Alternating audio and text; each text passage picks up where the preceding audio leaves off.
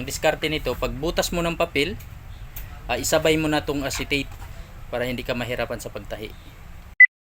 Yan mga kabisdak, panibagong tutorial na naman po tayo. Yan, ang gagawin natin ngayon ay soap bound with plastic cover po, yung sa harapan. Yan, kung mapapansin nyo po, tapos na siya butas at saka matahi. So ayan, ito na po yung plastic na cover o yung acetate. Ito po yun mga kabisdak, no? Yan. Tapos ang ginagawa ni Garnex, nilagyan ng rugby. Ang sa likod kasi nito mga kabisdak ay ayan, Morocco paper po. So iba-iba ang kulay. Kailangan lang natin rugbyhan din itong Morocco paper. Tapos mag-rugby din po tayo sa papel kagaya nito. Ayan. Tapos mag-rugby din tayo dito sa Morocco paper para kapit na kapit siya. Medyo patuyuin lang natin ng konti bago natin ikabit mga kabistak. So ganun po ang diskarte pag rugby ang gamit. Ang likod nito ay mayroon na siyang ply lip. Ayan o. So, mayroon na tayong ply lip na nilagay. Ayan. So ayan, ginagawa ni Garnex. So ayan, tinatakipan lang, tasagurin. Alright. Katan lang sa gilid. Ganun lang po mga kabistak, napakadali lang ito gawin mga kabistak. Hindi mo na kailangan ng machine o yung stamping machine mga kabistak. Ayan, tinutupi lang. Tutupiin mo lang. Tapos saka ka ngayon mag-glue. Alright, so para makita ninyo lang mga kabistak at makakuha kayo ng idea kung paano natin gawin ito. Yung mga ganitong soap bound. Tawag na din kasi nito mga kabistak, soap bound. Pero plastic lang po yung acetate lang po yung sa harapan na pag-cover. So ayan, yan na po yung likod. Tapos tupi, tupi lang. Tapos sagurin ng supply. So yan po yung fly lip na sinasabi ko kanina mga kabisdak. Alright, so ayan na. So ito na yun kanina mga kabisdak ko. Ayan. Ayan na po yung harapan. Ayan, may plastic na. Ito na po yung plastic. Tapos ito na po yung likod. Ayan. Okay. Napakaganda mga kabisdak.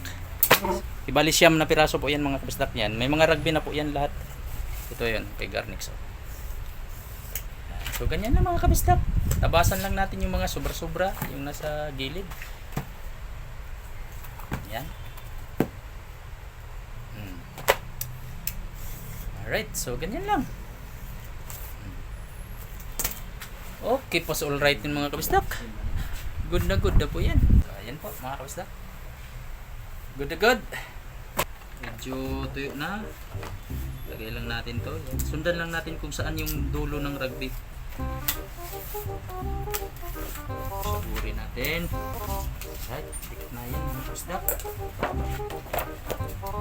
Lagyan natin to.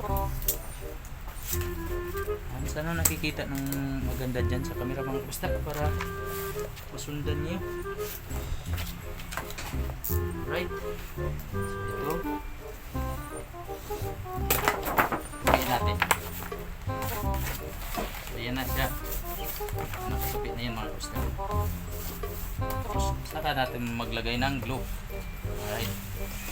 So ikutin ko para pabor sa kanan. Yan po. Yan. Lagyan natin ng glue.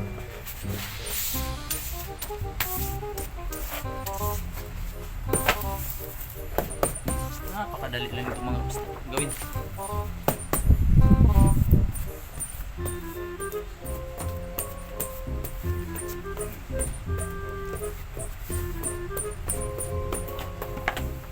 Alright, tapos yan, may glue na po, itakip na natin.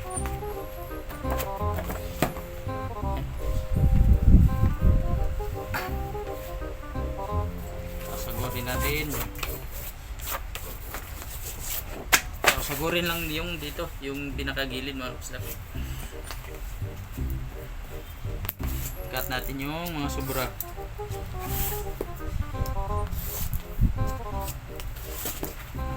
Dali lang.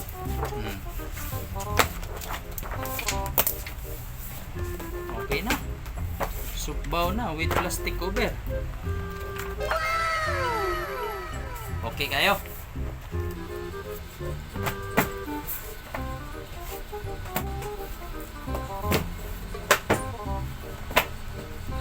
Ilagayan mo.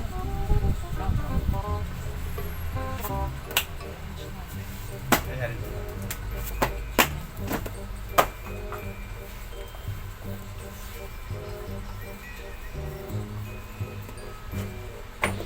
Alright. Siyam na piraso. 1,150.